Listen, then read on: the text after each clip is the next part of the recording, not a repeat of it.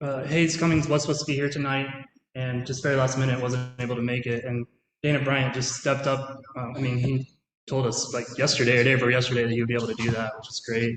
And I'm really good friends with Hayes Cummings, so I had a big speech prepared for him. I was going to tell from the heart. And Dana, I don't know as well, but when I was looking at his biography, I'm highly impressed. So I'll just read you a little bit of that and then tell you what he's going to talk to us about tonight. Dana served for 30 years in the Florida Park Service. For the most of that time, he was the state parks system's chief biologist, which is amazing. He earned his master's in ecology and evolutionary biology from FSU, studying the Limpkin, which everyone here loves, and as you may have noticed, is the mascot of Apalachee Audubon. And he is an authority on that snail-eating wading bird. He has authored several accounts on Limpkins, including Cornell Lab's online Birds of the World account, which is really impressive. Dana was also active in leadership of Apalachee Audubon in the 80s and 90s and served on the board of Florida Audubon Society for 11 years. So, maybe we can ask him to come back at some point. He was also on the founding boards of the Birdsong Nature Center and St. Mark's National Wildlife Refuge Association, two very powerful entities in this area with very cool conservation lands. And for several years, he has compiled the St. Mark's Circle of the National Christmas Bird Count. Tonight, he'll be presenting about a birding trip in Costa Rica. This trip included a small group of friends who were guided by a local bird expert, and they traveled a large loop through central Costa Rica. They visited national parks, wildlife refuges, and private reserves. So Dana, we're excited to hear from you.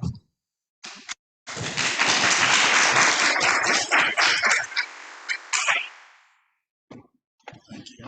It's supposed to face out. I think you just clip it on over. Just put that in your pocket or clip it on your pocket. I think I'll walk away with it.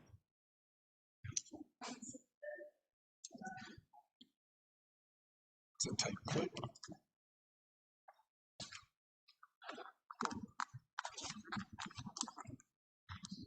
Sort of on.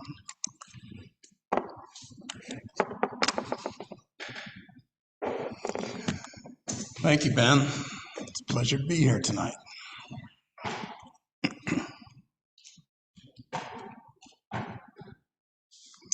This is a wall-mounted topographic map of Costa Rica.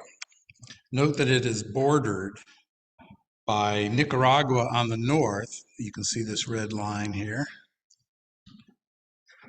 And Panama on the south, which is a much fainter line, but it's over here and winds across the mountains and comes to the coast. So this is Costa Rica. The land was formed as one of the Pacific tectonic plates slowly moved northward, scraping against the stable Caribbean plate for about 50 million years, raising a ridge off the seafloor. A string of underwater volcanoes that occurred along the plate rift subsequently created the mountainous connection of North and South America. Costa Rica now has over 200 active and inactive volcanoes. Flora and fauna came from both the north and the south across the isthmus and thrived in the tropical climate, ocean, moisture, and topographic relief to create an extraordinary biodiversity. This is a close-up of the northern and central parts of Costa Rica where we visited. We drove a large counterclockwise loop from the capital of San Jose in the Central Valley, which is right over here. I'm sorry, right down here. Starting at a top-rated garden hotel in the northern outskirts of San Jose in the center red dot, then driving north to the Caribbean lowlands and a nature lodge where we took day trips to the rainforest of Laselva Biological Station and to a secluded forest canyon, then driving west to a nature lodge at the base of the Arenal volcano, where we took side trips on a wildlife refuge boat tour and up to a volcano observatory, then driving south to the Pacific coast in an estuary boat ride, then driving north to the highland cloud forest before returning to San Jose. We were a small group of 4 couples and had 2 leaders. The primary leader was Chris Urania in the back middle, who was a Costa Rican biologist, expert birder, and well-rounded field guide for the tour company Peregrine Expeditions. He was actually a substitute guide, but we were delighted with his service. The secondary leader was Tanya Pinheiro in the front middle, who runs birding tours at home in Cuba with her husband Ernesto Reyes. Ernesto is a special friend of the Tallahassee participants and originally organized this trip, but couldn't attend in the end. The cost of the trip included a plane fare of $623 and a tour fee of $3,700 per person, which included almost everything except leader tips. My bird list for the trip ended up being 250 species, which included 135 lifers. Our driver for the trip was Jose Gonzalez, who knew the roads like the back of his hand. Our van was a standard small group tourist van, which easily fit our group and our luggage, and was nimble on the mountain curves and dirt roads we navigated. Our first stop was at the Hotel Bougainvillea, a five-star hotel that also has a nationally award-winning gardens. It is an eBird hotspot with 348 listed bird species. The hotel lobby was simply beautiful, and as the next few slides show, included impressive displays of art, minerals, and stained glass.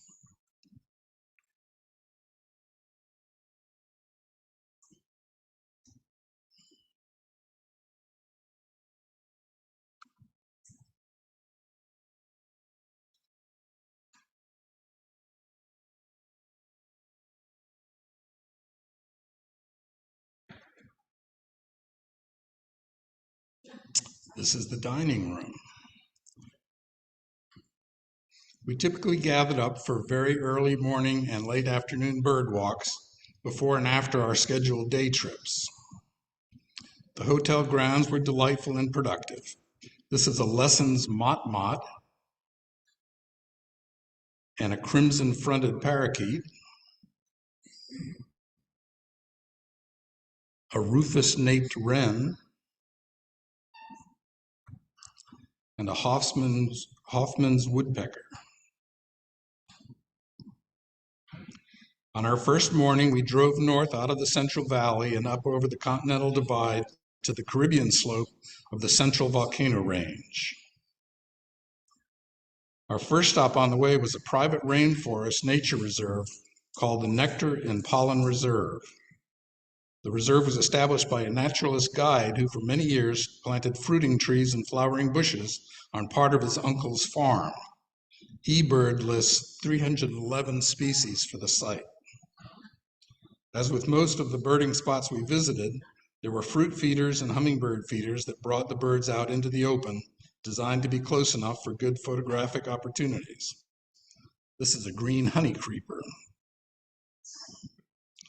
and a gray-colored thrush, which deserves special recognition because it is everywhere and is Costa Rica's national bird, which in my opinion, given its colorful brethren, is about as uncreative as Florida's state bird, which is the northern mockingbird.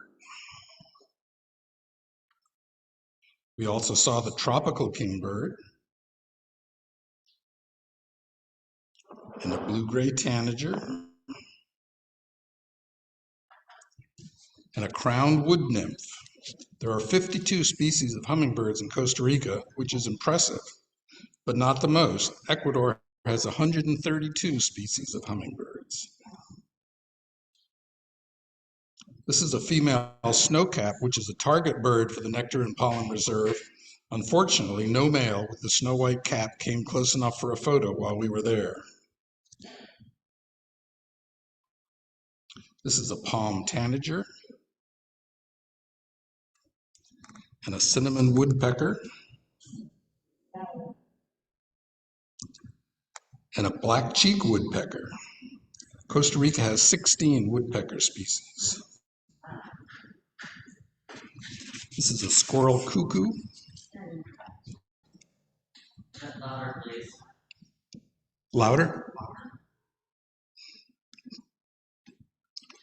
Of course, there were a lot of flowers and insects wherever we went, like this thumb-sized Mesoamerican bumblebee. But with my mind and my 400mm lens set for more distant birds, I regretfully had to neglect flower and insect photography on the trip. Yeah.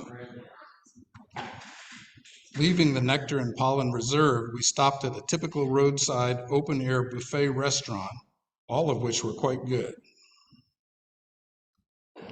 Our next stop for a couple of hours was the Donde Cope, which is the private residence of Jose Cope Perez. Cope is a photographer and artist and has set up a fantastic backyard garden, complete with a natural pond, fruit and hummingbird feeders, and a sitting blind. As everywhere, there were lots of hummingbirds, like this rufous-tailed hummingbird, the scaly-breasted hummingbird, the white-necked Jacobin, the bronze-tailed plumeteer, and the long-billed hermit.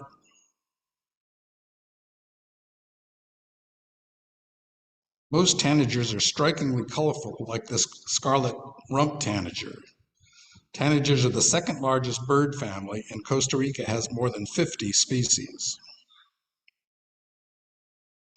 Another is this shining honeycreeper, and the green honeycreeper, which you saw earlier at the Nectar and Pollen Reserve. This is a red-legged honeycreeper and a shining honeycreeper. Other birds were around as well, including this russet-naped wood-rail, a collared aracari, the Montezuma oropendula, orange-chinned parakeets,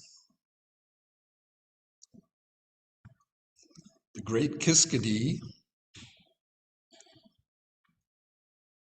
and melodious blackbird,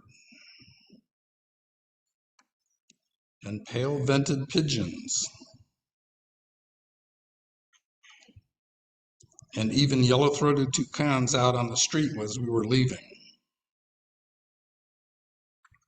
We saw a couple of mammals too, like this variegated squirrel and a brown-throated three-toed sloth. We ended up seeing sloths in maybe 4 different places during the trip. Our next lodging, where we spent our 3rd and 4th nights, was the La Quinta de Sarapiquig Lodge in Heredia. As usual for the lodges we stayed in, it had beautiful gardens and paths to explore.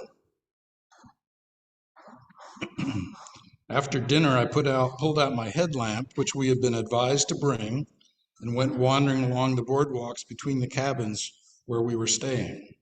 This massive cane toad was one of my first encounters.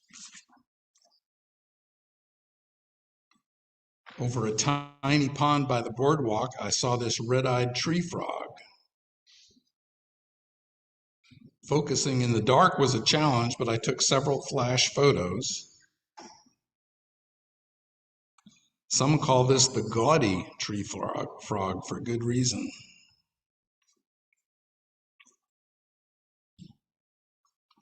In late August, we were near the end of Costa Rica's rainy season, but we were clearly still in the tree frog's mating season.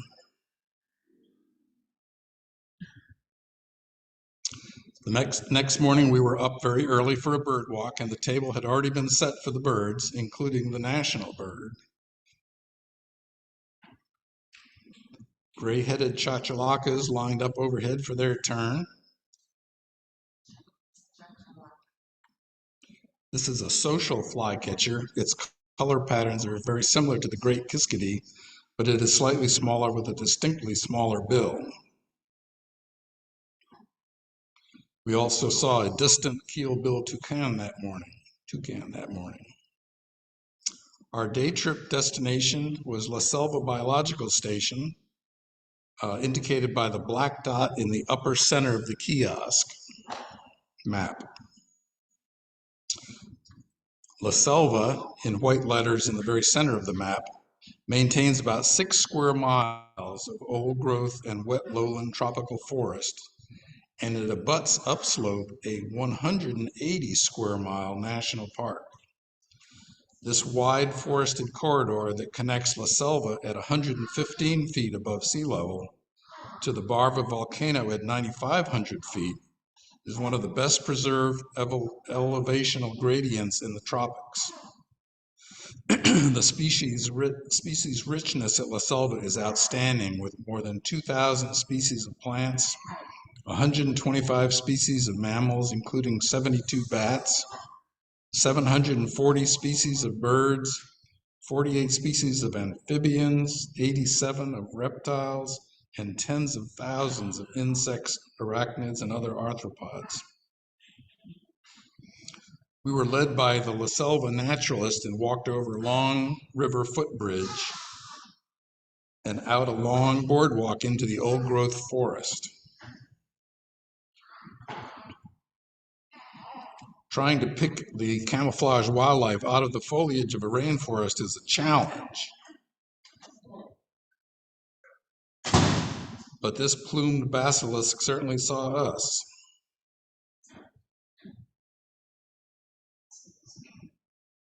While seeing the small birds of the forest was difficult, this large crested guan revealed itself easily. It was easier to find critters on the forest floor, like this python millipede and this bullet ant, so named that is what it feels like when it stings you. Chris said he had been stung about 5 times and confirmed this. We were able to see some Jeffrey's spider monkeys. We also heard howlers in the distance, but didn't get any useful photos of them.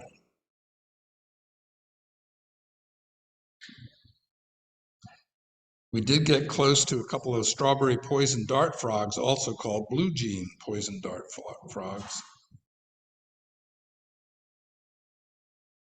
and a Frühstorfer's owl butterfly.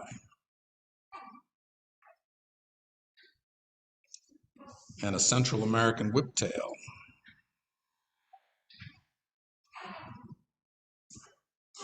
Later that afternoon, we did get our only daytime rain, so we felt very lucky having risked coming in the rainy season.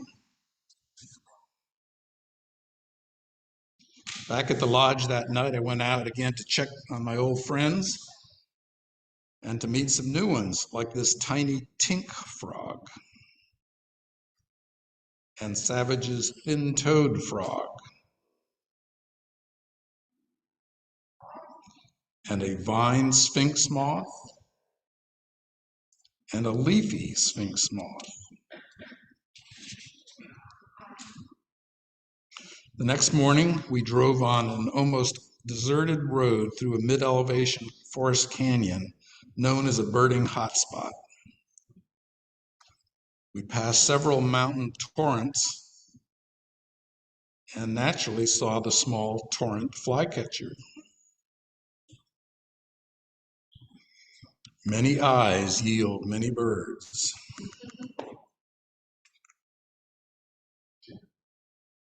These are a few birds photographed through the van window as we drove. The yellow-faced grassquit,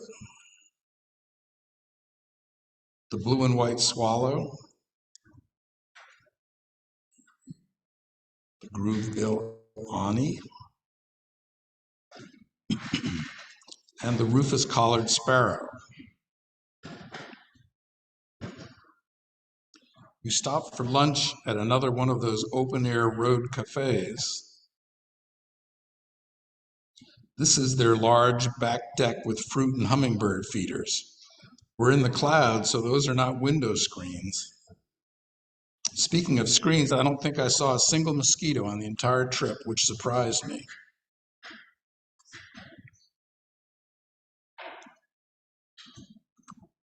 The view here was as impressive as the birds.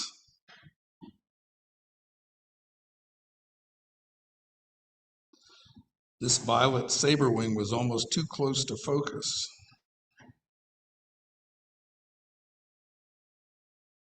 This is a green hermit.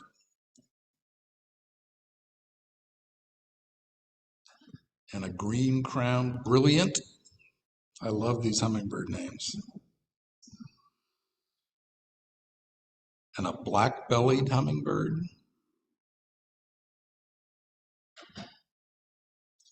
And a brown violet ear.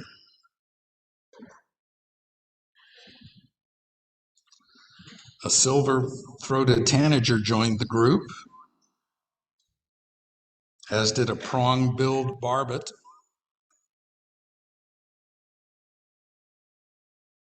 A yellow-billed cacique. A common chlorospingus. And a northern emerald toucanet.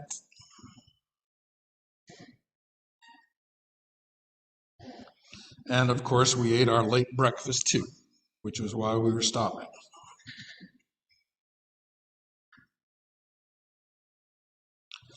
We then drove down out of the mountains onto the broad valley, which was mostly in agriculture, and approached the Arenal volcano.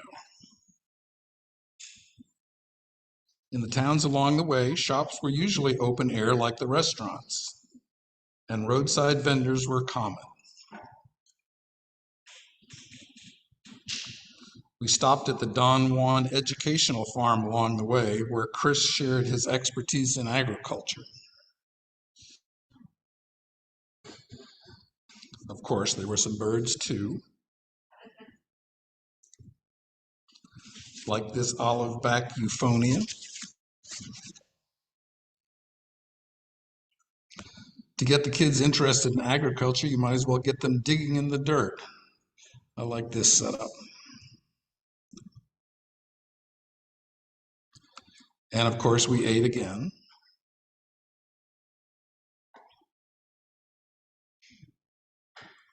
About mid-afternoon, we arrived at the Cocoro Laselva Resort. The resort had beautiful grounds and a great view of the volcano.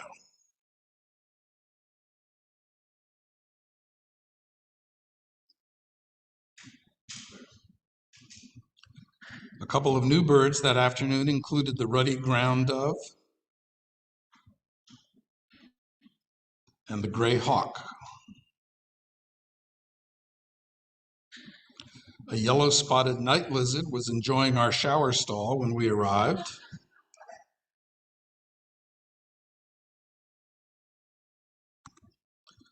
We were up early the next morning, and by 9 a.m. we were aboard our private boat tour in the Caño Negro National Wildlife Refuge. We listed 54 species on the 3-hour trip, including this roadside hawk, these black-bellied whistling ducks, this boat-billed heron,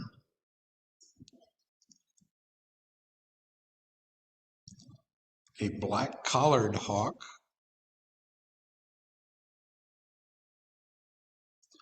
a distant laughing falcon,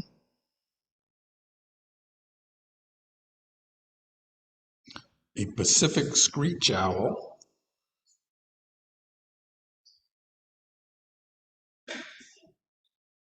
many northern jacana, and many other wading birds like herons and egrets that we also see in Florida. But Costa Rica has a bare-throated tiger heron.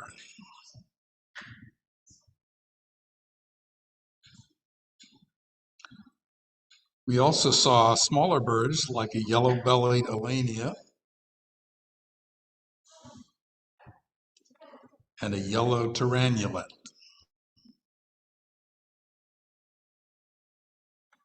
Not to be bested by the birds, spectacled caimans, mantled howler monkeys,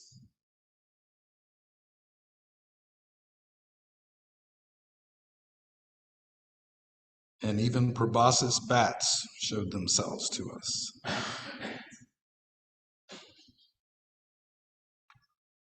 On the road back to our hotel Kokoro, we passed through the Medio Queso wetlands and picked up this jabiru and a cooperative roadside hawk.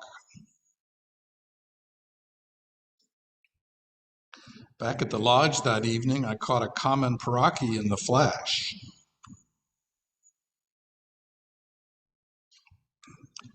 The Arenal volcano was free of clouds the next morning, and we drove up to the Arenal Observatory Lodge. The observatory provided a closer view of the volcano with its leaking steam cap, as well as magnificent gardens and a trail through an old-growth, low-mountain rainforest. The forest was old, deep, and beautiful. And we took the obligatory photo at the waterfall. Spotted a very shy collared anteater high in the trees. And a very bold band of 20 white-nosed coati that walked right by as if we weren't there.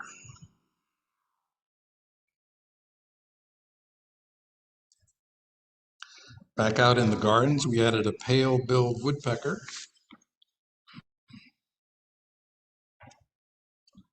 a rufous-tailed jacamar, a distant yellow-throated toucan, and a pair of great curassow.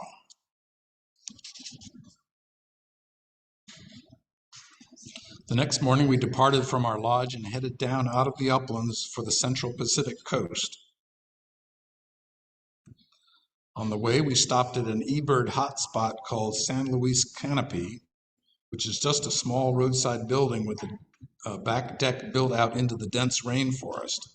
While the building was unassuming, their fruit and hummingbird feeders have brought in 352 species to date. This is an emerald tanager and a silver-throated tanager, a speckled tanager, a scarlet rump tanager,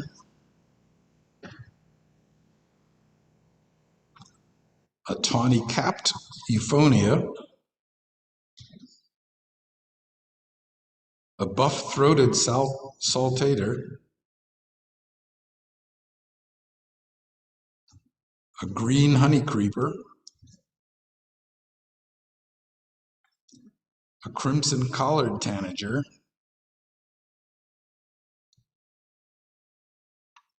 a bay-headed tanager, and a blue and gold tanager.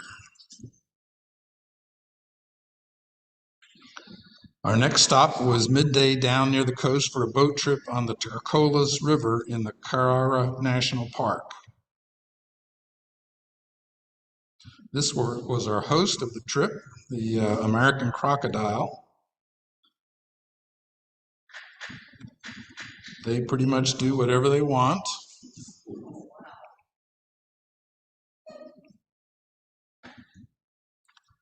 A few of the 57 bird species we saw on the trip were the Amazon kingfisher,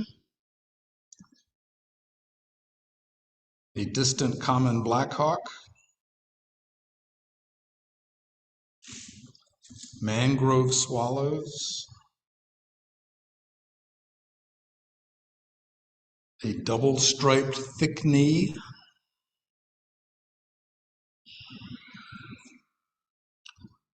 a bare-throated tiger heron, and these 11 scarlet macaws.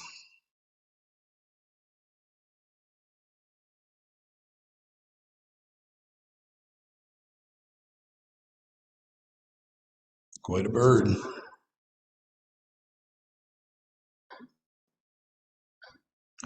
The next morning, we headed to the Pacific coast to dip our toes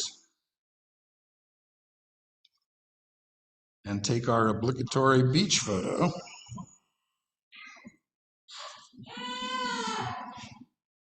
After a couple of hours, we headed back to the northeast, climbing up to the cloud forest on the Continental Divide.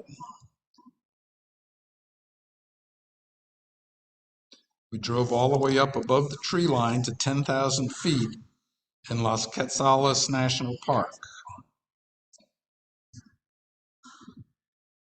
We found a cooperative volcano junco who hopped around at our feet, and the more difficult sooty-capped chlorospingus, and even a very elusive timberline wren. During this stop, we were in a cloud, which was actually a light rain, and I later found that my long lens had fogged up on the inside.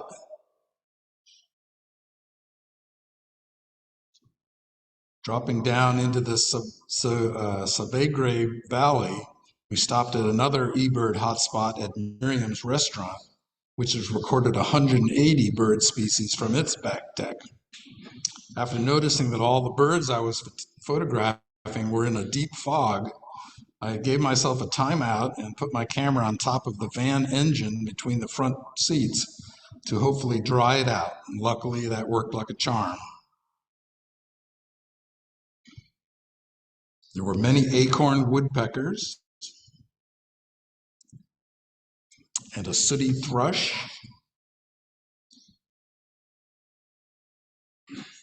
and very different looking female and male white-throated mountain gems, and a fiery-throated hummingbird who's not showing you his fiery throat because he's turned slightly in the wrong direction, a Talamanca hummingbird, a male flame-colored tanager, and the female, a yellow-thighed brushfinch,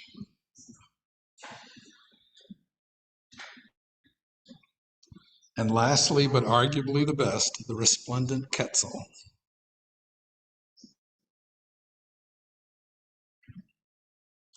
The stained glass in the restaurant shows the long tail-covered feathers that we missed because they are shed after the breeding season or sometimes knocked off even before that as the male comes and goes from the nesting cavity.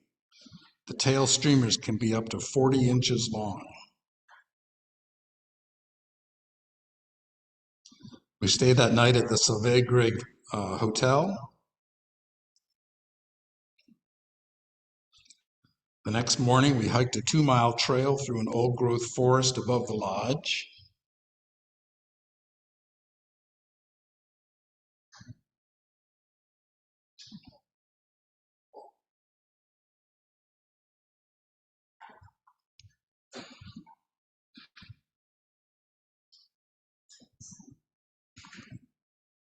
The trail seemed remote and little used, but it was well planned and well maintained. Bird photos are hard to come by in such deep forests, but here's a collared redstart, a yellowish flycatcher, a black-billed nightingale thrush, and a tufted flycatcher. Back at the Savegre Hotel, the feeders attracted a striped-tailed hummingbird, a lesser violet ear, a green-crowned brilliant, a striped-tailed hummingbird, and a volcano hummingbird, among others. Hummingbirds are difficult to learn not only because the males and females look different and the young and adults look different, but also because the slightest change of angle or lighting brings out different colors and intensities. For example, I thought this naturally lit bird wouldn't work because it was in a deep shadow, so I turned on my flash and took this second shot a moment later.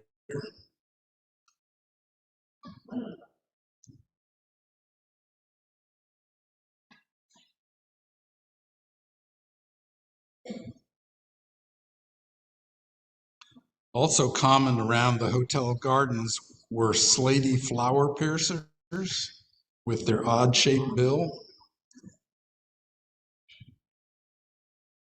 and long-tailed silky flycatchers. On our last morning in the field, we drove across the road and up the mountain to a private Batu Gardens, here providing a view back towards the Subway hotel grounds, and taken from the trail where we took up, where we walked up into another tract of old-growth forest. The gardens had its own hummingbird feeder stations where the striking centillion hummingbird was hanging out, along with a spiny green lizard called the emerald swift. Our final leg was the drive back to San Jose, where we stayed at the Hotel Buena Vista, awaiting our flight out the next day. You can see the Buena Vista through our bedroom window. My last slide is a video from the hotel's garden, and this is your final exam. Please identify the hummingbird species in the video. Write your answers on the back of a $10 bill and pass them forward. So if I forgot to set this up in advance. How do I make the video work? Can anybody help? I don't see it.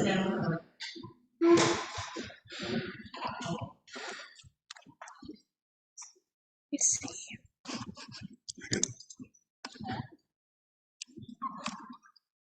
I'm sorry. Oh.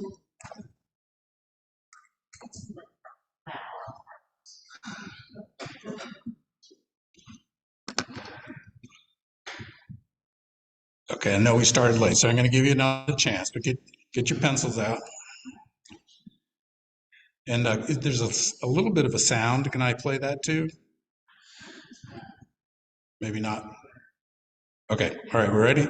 Here we go.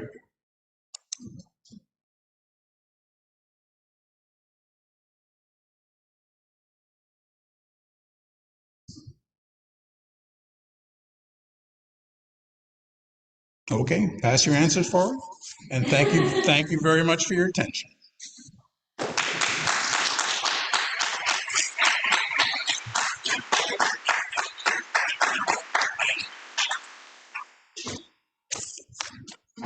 I'll turn it over to Kathleen. I'm not sure this time for questions or not. Thank you so much, Dana, and especially pulling all this together at the last minute. I mean, when did we ask you? Sunday. Monday afternoon. Monday afternoon. So we're very appreciative of you bringing this out and letting us take a tour of your tour. Glad to do it. So I guess, are there any questions? Is it possible to hike up Mount Arenal to the top of the Caldera? When we were there, so the question is, can you hike to the top of the Arenal volcano? The answer is no. It's banned. Very dangerous. It's an active volcano. But when we were at the lodge with our scopes, we saw people doing just that. We saw silhouettes of people way up at the top, but it is not allowed. And if you looked in, would you see magma? Red magma? Or? I don't know the answer to that. Oh, the question was, can you see magma if you looked at bird's eye view? And I don't know the answer to that. There was certainly steam. And that volcano had erupted. I'm making this up now, but it was like in the 60s maybe, and wiped out several villages. comment says 2010. Sorry, remember that. Okay, It just says not since 2010. okay. So it is an active volcano, as are others. Yes, sir. We were there in 2000. There was lava flowing, Oh, and it was so crowded, and it was like, I was joking with the group that I was hoping we'd feel a little bit of an earthquake, but they had a real big one, so it didn't go over real well with the group. But I just thought I'd never really felt an earthquake before, so I thought that was a good place to feel one. Like turbulence on a plane. Carolina says that the year was the last time, 2010 was the last time that they saw magma coming down. I take it she's a native because she's been commenting that it's her home. Yes. You know, when we were there, we were impressed that birding, they encourage it as an occupation, bird guiding, and go to a national park or something, and people could rent, there'd be bird guides standing around, tell us, take you through and show you the birds. It's pretty impressive. Yeah, the comment was there are a lot of bird guides, and that's considered a profession and encouraged there. And I have to say I was impressed all the way around with what Costa Rica was doing with the natural environment. It certainly was heavy in ag, and there were other things like that, but they were very aware of their natural areas and preserved a lot of it, and were very big into ecotourism, and so it was very impressive. Dana, I think that you should make a calendar with all of your amazing photos. Oh, thank you. Yes. Could you repeat the name of the tour guide company you used and get your contact info? Well, it's so complicated. I can't think of Ernesto's bird. Right, that's Peregrine Expeditions, or Peregrinus Expedition. I don't know, my Spanish doesn't work. And his name was Chris C-R-I-S Uranian. Peregrinus Expeditions. Oh, their website. There we go. Carolina's on that. But the original planning was Ernesto and Tanya, and they have their own tour company in Cuba. And the reason they were hoping to they hadn't been to Costa Rica themselves, so they were going to come along, hook up with a Costa Rican guide, and learn more about Costa Rica themselves, even though they're excellent birders. And so then they could bring their tour company. So we're promoting them too. And I can't remember the name of their tour company. But Ernesto, just ask for Ernesto. He lives in Tallahassee now. Season to go where they do this, there's 5 days. There is a peak season, and it's in the springtime, I'm told, peak tourist season. And we were in the end of the rainy season, and I thought we would get in trouble maybe because of that, but it didn't hurt us at all. And like I say, there was no biting insects, and it was perfect. Yes. Oh, if you click the chat, then you can see what. I don't want to be distracted. Any other questions? So where are we going next? Oh, that's a good question. Turns out we're going to Japan, but not so much birding, although I'm going to try to sneak some in. And of course, every Christmas we go up to Cape Cod, so there's always a lot of birding up there. Well, thank you very much.